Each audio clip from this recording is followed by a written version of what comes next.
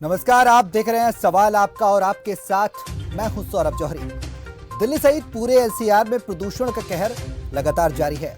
हम जानते भी हैं, राजधानी गैस चैंबर में तब्दील हो गई है। हवा में जहर घुल गया। एक तरफ एयर क्वालिटी इंडेक्स खतरे के स्तर पर रिकॉर्ड किया गया, लोगों का दम भी घुटने लगा है।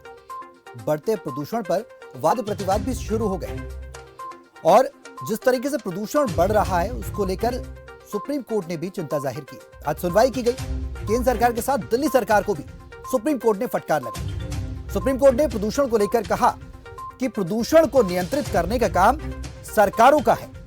साथ ही केंद्र सरकार को निर्देश दिया है कि राज्यों के साथ बैठक कर इस समस्या का जल्द हल निकालें।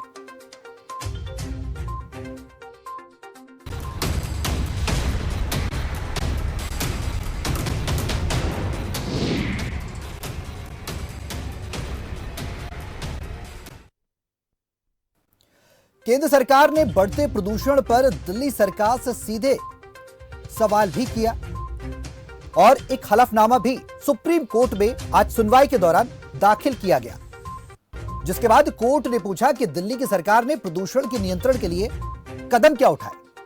इस पर दिल्ली सरकार के वकील राहुल मेहरा ने कोर्ट में अपनी तरफ से दिल्ली सरकार की तरफ से एक हलफनामा पेश कर दिया।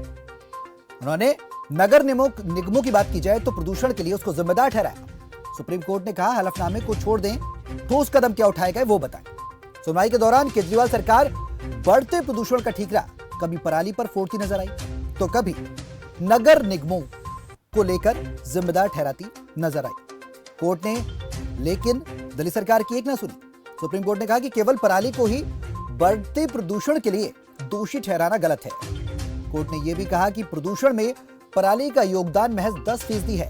वहीं केंद्र सरकार की तरफ से जो हलफनामा पेश किया गया था सुप्रीम कोर्ट में, उसमें पराली के बाद जो प्रदूषण बढ़ता है उसको जो प्रदूषण का स्तर है वो 4% पराली का योगदान बताया गया। सुप्रीम कोर्ट ने साफ कर दिया कि पराली पर शोर मचाना दिल्ली सरकार के लिए ठीक नहीं। कोर्ट ने दिल्ली सरकार से यह भी कहा कि अगर समय रहते कदम उठा लिए जाते तो शायद प्रदूषण को रोका जा सकता था। दिल्ली सरकार ने एमसीडी के कर्मचारियों को वेतन देने के लिए पैसा नहीं दिया, तमाम बातें कोर्ट ने कही। ऐसे में सुप्रीम कोर्ट ने कहा कि मजबूर हो जाएंगे हम कि आपकी कमाई और पॉपुलैरिटी स्लोगन पर जो खर्चा हो रहा है उसके पैसे जो हैं उसका ऑडिट करने का आदेश हम क्यों ना दें। सवाल आपका में आज हम बात करेंगे इसी मुद्दे पर। क्या सुनवाई हुई, वाद प्रतिवाद चलते रहे। लंबे समय से प्रदूषण एक जहर जो है हवा में घुला हुआ है। आम आदमी पार्टी दिल्ली सरकार की बात की जाए या फिर बीजेपी की केंद्र सरकार की बात की जाए, आरोप प्रत्यारोप के दौर दोनों ही पार्टियों के बीच चल रहे हैं। हमारे साथ चर्चा में शामिल होंगे तमाम मेहमान, लेकिन उससे पहले एक नजर एक सवाल पर डालते हैं जो अहम सवाल है इस चर्चा के। समय रहते क्यों नहीं उठाया गया ठोस कदम। हवा में घुलता जहर जो है वो घुलता रहा, सोती रही सरकार। गैस चैंबर बना दिल्ली, एनसीआर और होती रही तकरार। आम लोगों की जान से ज्यादा जरूरी था क्या प्रचार। सुप्रीम कोर्ट के रडार पर आप सरकार। सवाल आपका में फोन नंबर हमने ओपन किए हुए हैं, सीधे नंबर पर कॉल करके आप हमसे जुड़ सकते हैं, अपना सवाल कर सकते हैं कि आखिरकार प्रदूषण के लिए आप किसे जिम्मेदार मानते हैं। आखिर जिम्मेदारी है किसकी और कौन जिम्मेदारी लेगा। सुप्रीम कोर्ट की वो बड़ी बातें भी आपको बता देते हैं हम ग्राफिक्स के माध्यम से, जो कोर्ट ने आज सुनवाई के दौरान कही। हालांकि सुनवाई बुधवार को भी होगी। कई अहम सवाल हैं जिस तरीके से प्रदूषण को रोका जाए।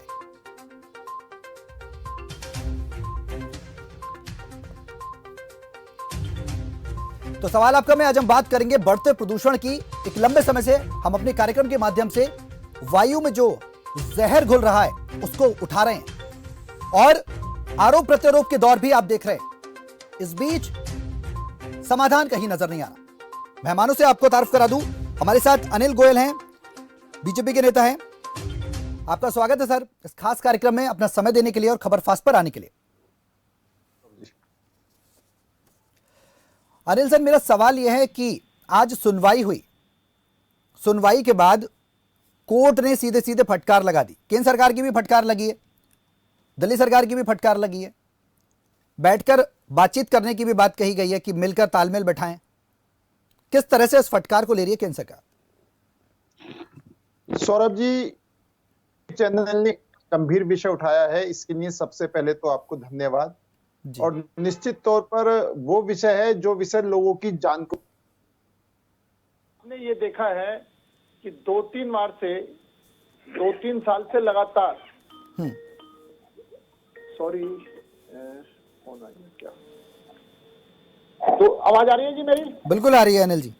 मतलब पिछले कई सालों से लगातार प्रदूषण की इन सर्दियों के दिनों में बढ़ोतरी होती है और दिल्ली सरकार का एक छोटा सा कदम है, कभी ऑर्डिनेंस लागू कर देती है, कभी कुछ, यानी जो करे वो जनता करे, नहीं करे। और जब सरकार कुछ नहीं करे तो वो जिम्मेदारी से भागती है। सरकार विज्ञापन तो देती है लेकिन सड़कें चौड़ी हों उसकी चिंता नहीं है, गड्ढे भरे जाएं उसकी चिंता नहीं है, रास्ते में जो प्रदूषण होता है गाड़ियों का वो ट्रैफिक सुचारू रूप से चले उसकी चिंता नहीं है। आरोप प्रत्यारोप दूसरों पर बढ़ने का ये काम करते हैं।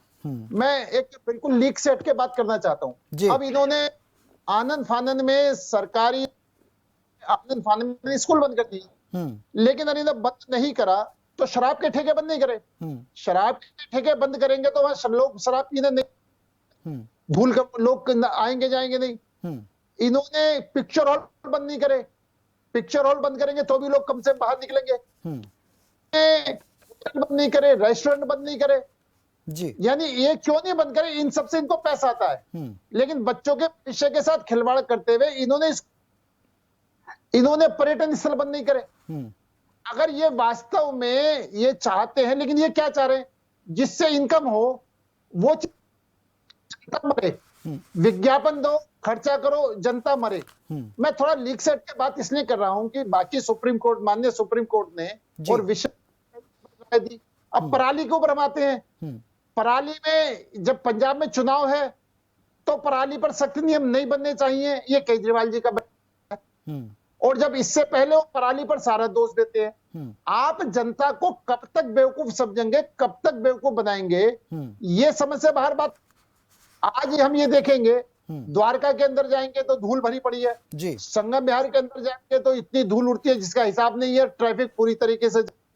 आप एयरपोर्ट पे जाएंगे तो बहुत बुरा हाल है। यानी दिल्ली के अंदर कहीं भी जाएंगे हर जगह पर धूल भरी पड़ी है, ट्रैफिक जाम है, नहीं। अब इसमें एक बात और मैं कहना चाहता हूं, अभी बिजली के जो पुराने खंभे लगे हुए हैं, अनयूज खंभे लगे हुए हैं, वो सड़कों पर लग गए। सड़कों में अगर वो खंभे ही हटा देंगे तो ट्रैफिक सुचारू रूप से जारी होता है।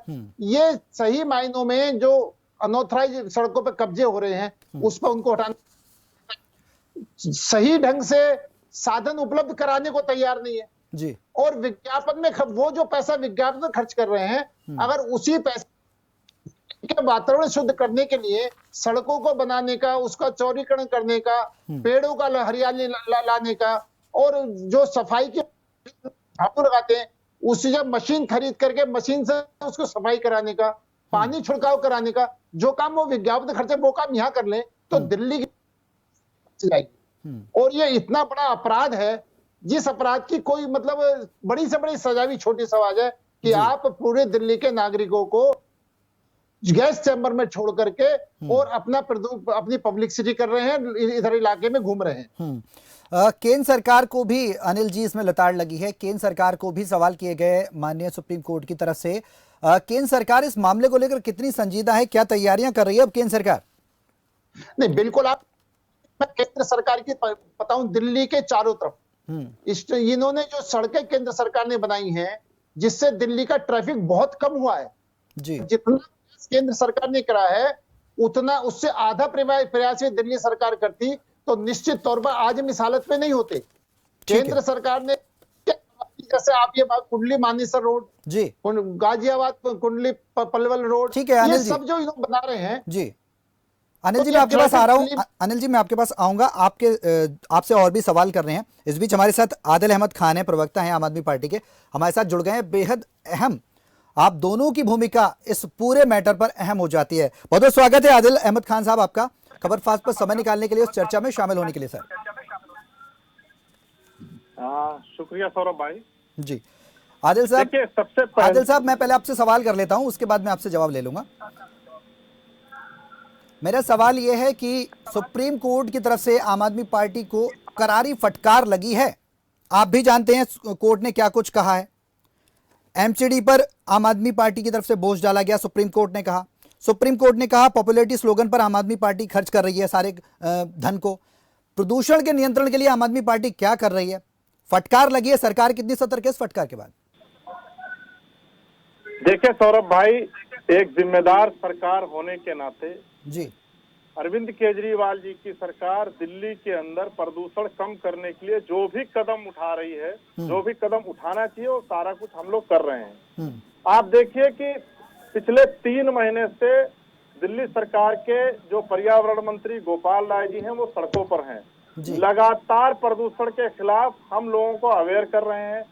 दिल्ली के अंदर पिछले 5 वर्षों में सबसे कम प्रदूषण इस साल था, पर दीपावली के बाद प्रदूषण थोड़ा थोड़ा बढ़ना शुरू हुआ और आज प्रदूषण के बारे में सबको पता है कि प्रदूषण किस तरीके से न सिर्फ दिल्ली बल्कि पूरे एनसीआर में है। और इसकी जिम्मेदारी सिर्फ दिल्ली की नहीं है, दिल्ली के लोग अपने हिस्से का प्रदूषण कम कर रहे हैं और लगातार दिल्ली सरकार इस प्रयास में है कि दिल्ली से प्रदूषण को खत्म किया जा सके। पर जब तक आसपास के लोग, जब तक केंद्र सरकार, भारतीय जनता पार्टी शासित, कांग्रेस शासित पंजाब और हरियाणा, उत्तर प्रदेश के सरकारें नहीं जागेंगी, तब तक इस दिल्ली के अंदर और पूरे एनसीआर के अंदर, मैं ये कहूं कि पूरे उत्तर भारत के अंदर आज प्रदूषण का कहर जारी है। वजह किसे मानते हैं आदिल साहब? साफ तौर पर कहना चाहता हूं कि जिस तरीके से भारतीय जनता पार्टी न सिर्फ आवाम से बल्कि माननीय सुप्रीम कोर्ट के अंदर भी झूठ बोलने का काम कर रही है। ठीक है, आरोप प्रत्यारोप नहीं करेंगे। पहले ये आदिल साहब कुछ सवाल मैं आपसे पूछ लेता हूं, उसके जवाब सीधे सीधे आपसे ले लेता हूं क्योंकि जनता भी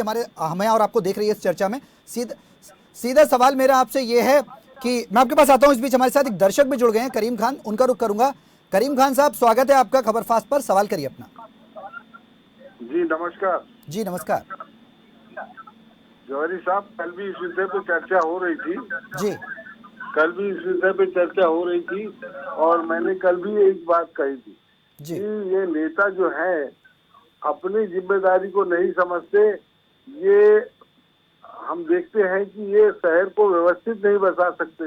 शहर एनओसी दे देते हैं मकान बनाने की, उसकी कोई इनके पास में गाइडलाइन नहीं है कि कैसे मकान बनने चाहिए, कितना छूटना चाहिए, कितना नहीं छूटना चाहिए। हमारे मध्य प्रदेश में आप इस दौर को देखो, नागपुर, महाराष्ट्र में नागपुर को देखो, अगर आप 2000 फीट जमीन खरीदते हैं तो आपको 1200 स्क्वायर फीट में एनओसी मिलती है बनाने की।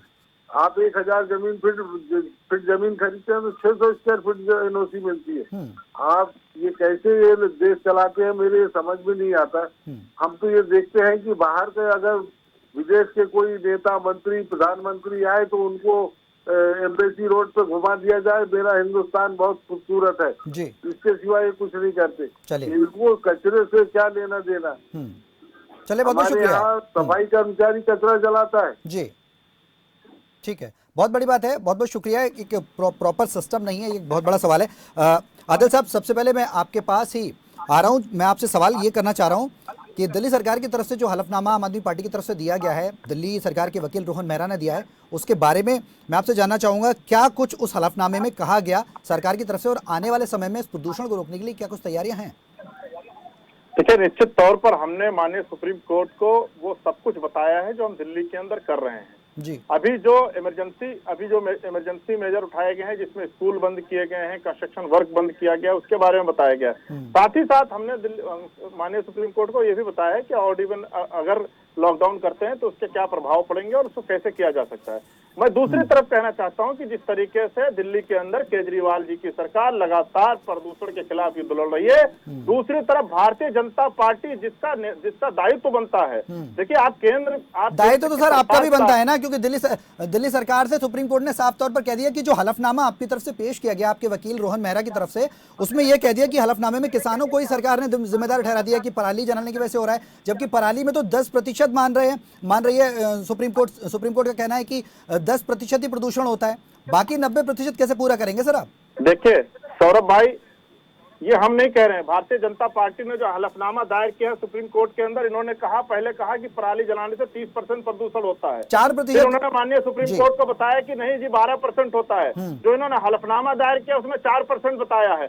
तो खेल तो भारतीय जनता पार्टी खेल रही है। केंद्र में किसकी सरकार है? भारतीय जनता पार्टी की सरकार है। तो सर दिल्ली में तो भारतीय जनता पार्टी का ये दायित्व बनता है ठीक है कि किस तरीके से आसपास जो सरकारें हैं उनके साथ बैठक करे, उनको बुलाए, उनसे चर्चा करे कि आखिर कैसे। देखिए सरकार, आम आदमी पार्टी ने कभी नहीं कहा कि इसके लिए किसान जिम्मेदार है। लेकिन कोर्ट ने तो आपको फटकार लगाई सीधी सीधी। कोर्ट ने तो मजबूर कर रही है भारतीय जनता पार्टी और कांग्रेस शासित सरकारें कि वो अपनी पराली जलाएं। अगर वो भी अपने अपने प्रदेशों में बायोडिकम्पोजर की व्यवस्था करते, अगर वो भी अपने अपने प्रदेशों में किसानों को बायोडिकम्पोजर उपलब्ध कराते तो पराली जलाने की नौबत ही नहीं आती। ठीक है, तो केवल आप आदिल साहब, आप केवल पराली को ही जिम्मेदार मानते हैं कि हलफनामा तो 10% पेश किया गया, और बहुत से सवाल हैं जो सुप्रीम कोर्ट ने आपसे कहे हैं। मैं आपसे एक एक करके सब पर जवाब लूंगा। मैं कह रहा हूं कि पराली को हम नहीं मानते जी, और भी कारण हैं।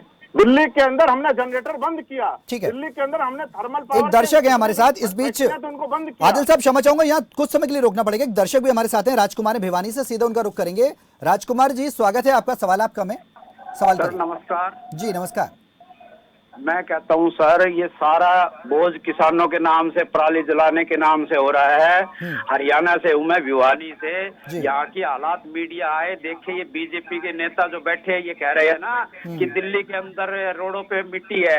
हमारे भिवानी के तो चारों तरफ पूरे शहर में गंदगी के ढेर लगे हैं, सारे रोडे टूटे पड़े हैं, और स्कूटर मोटरसाइकिल वाला जाता है जब भी इतना प्रदूषण होता है। रेलवे ब्रिज के ऊपर 10-10 किलो की मिट्टी की लाइन चढ़ी हुई है। ये हरियाणा की बात नहीं करते, क्यों वहाँ केजरीवाल की सरकार है, आप बीजेपी वालों को वहाँ की दिखती है, अपने हरियाणा प्रदेश की क्यों नहीं दिखती? यहाँ के देखो एक बार भिवानी के हालात क्या है, रोज अखबारों में भर भर के आते हैं। यहाँ कार्यकारी अधिकारी BNR के बैठे हैं, झूठे फर्जी एक डंपर लाएंगे रोडी का।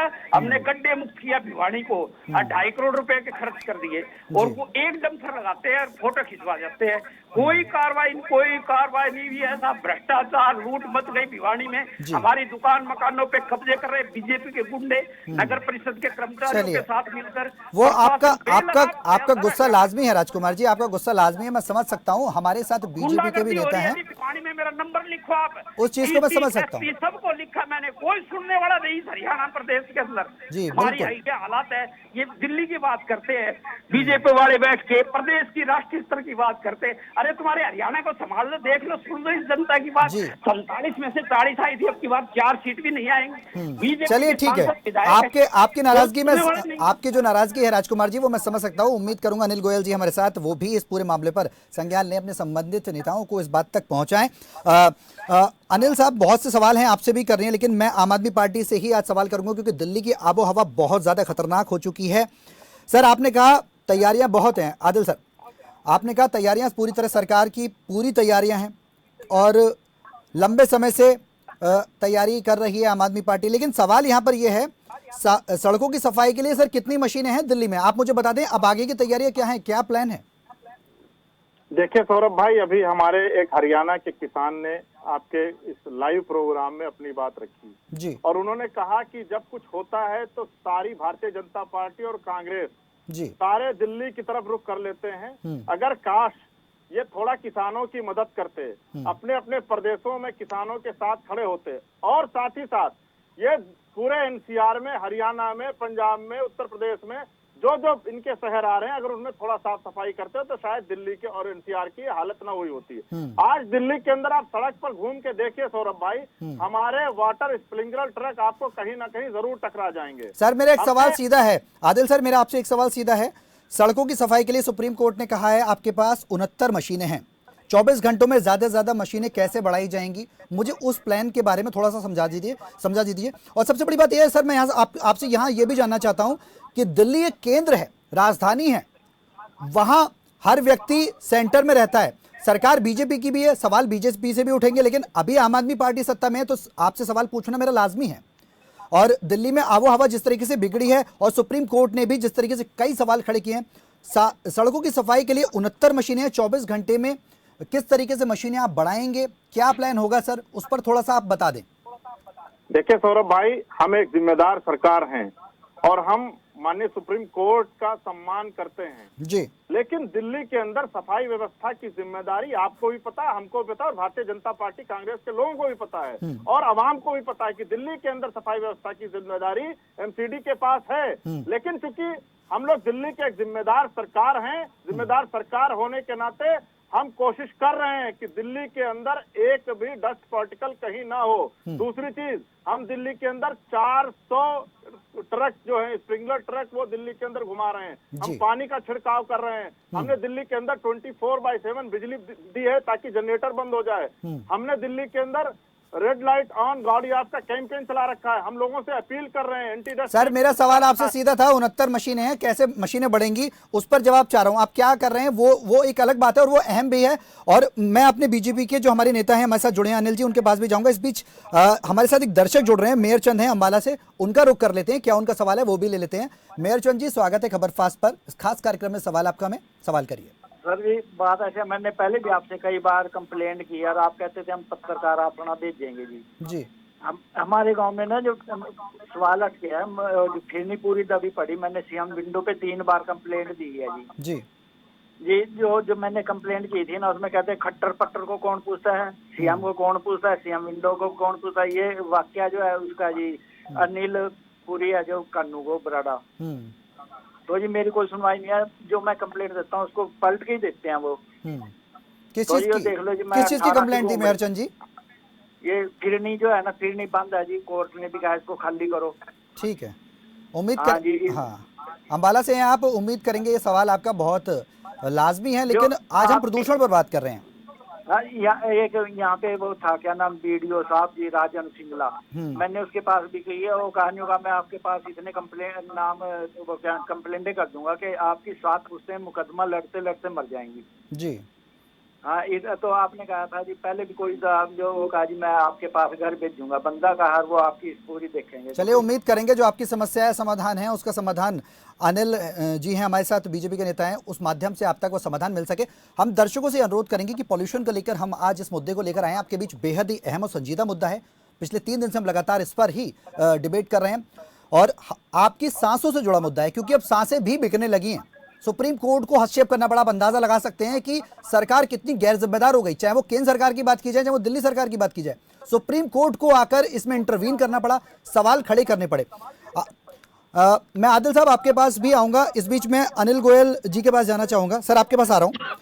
आपातकाल मीटिंग करने के लिए कहा है सुप्रीम कोर्ट ने केंद्र सरकार से कि जल्द से जल्द राज्यों के साथ आपातकाल मीटिंग की जाए और 24 घंटे के अंदर कुछ ना कुछ निष्कर्ष निकाल के दिया जाए कि आखिरकार तालमेल में कहां कमी बैठ रही है। केंद्र सरकार किस तरीके की तैयारियां कर रही है राज्यों के साथ? सौरभ जी, सुप्रीम कोर्ट का जो भी आदेश होगा केंद्र सरकार उस पर काम करेगी। मेरे प्रवक्ता, आप आम आदमी के प्रवक्ता भाई सामने बैठे हुए हैं जी, मैं राजनीति से ऊपर उठ करके इनसे बात करना चाहता हूं। इन्होंने कितनी नई सड़कें बनाई, इन्होंने सिर्फ जनता ने ये करा, जनता ने ये करा, इसके अलावा इन्होंने सरकार ने क्या करा?